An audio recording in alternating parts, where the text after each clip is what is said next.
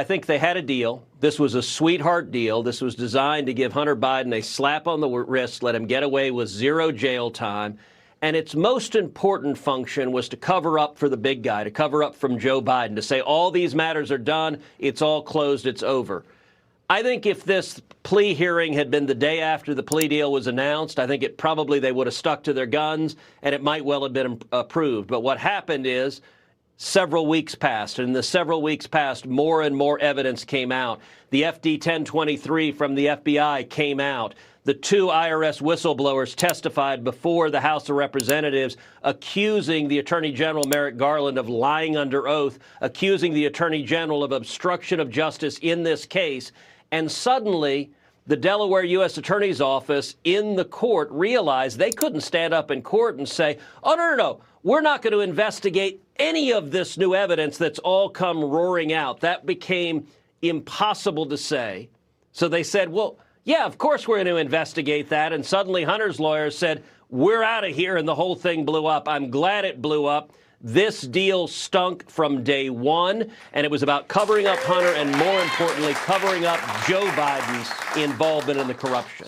Folks, this has not been a great day for the Biden administration, nor has it been a great day for the friends of the administration who seem to find themselves looking at a very, very, very long road of trying to defend the indefensible. How do you do it? Well, apparently you try to personalize it. How do you try to personalize it? Well, you bring on unlikable people like Jen Psaki and former United States Senator Claire McCaskill to bring some of that homespun wisdom here, along with some analyzation of how much Hunter and Joe just love each other and how much that's the real story here. Well, you gave me a perfect transition to ask you to put your political hat now on, Claire, because what I'm curious about is what you'll be watching over the next couple of days. I mean, Hunter Biden is a favorite target of Republicans in the House, Republicans from the Trump wing of the party and others. What accusations and arguments do you think they're going to make, given this didn't go exactly as planned today? Let's talk about that part first. It's about the Republicans, as always. It's not about what Hunter Biden did and what happened here in this case where a plea deal blew up in his face. It's not about that. It's about how Republicans are going to react to a plea deal blowing up in his face. And I love how we were still pretending he didn't do anything. Because what the judge actually said here was, not only did you do these things you've said you've done, you've got other investigations going on as well, and we're not going to cut you a deal on those other investigations before they're done, like the DOJ tried to do, tried to make a sweetheart deal. Here's what I think happened. They tried to cut a sweetheart deal and didn't want to tell anyone about it. They have no interest in actually pursuing this case against Hunter Biden in any way, shape, or form, but they didn't want to say that out loud. They told Biden that behind the scenes. That's why it blew up when it got public. And that's why Biden said, I'm not taking this deal. My dad's the president. I'm not taking this deal. But Claire McCaskill is very stupid, and she wants you to know that. Okay. Well, they're going to keep doing what they've been doing. They are going to try to indict a father for loving his son who has been addicted to drugs and or alcohol, and without evidence of the father doing anything other than loving that son. Well, there are some other things that Joe Biden is alleged to have done. Let's talk about those for a second. He is, of course, alleged to have been on the phone with his crackhead son. He is alleged to have enabled him, helped him do his business, taken money from that. That's what the allegations actually are, and bribes as well. Remember, this all started, we were told there was nothing to see here, folks. Nothing to see here at all. That was the original story here. Now it's transitioned to, okay, fine, yeah, Hunter Biden's got some issues, but Joe Biden's not involved. He just loves his son way too much. It went from he didn't have anything to do with his business to he didn't have anything to do with his foreign dealings. You see, this matters because they're moving the goalposts because they don't even know what's going on. They've been lied to by the Bidens as well, and now they're trying to figure out how to not look stupid. They're failing, but they're trying their best. Stephen Miller was on Newsmax with Eric Bolling, and he made a great point. This has been about shielding Joe Biden and shielding the Biden family criminal enterprise of influence peddling.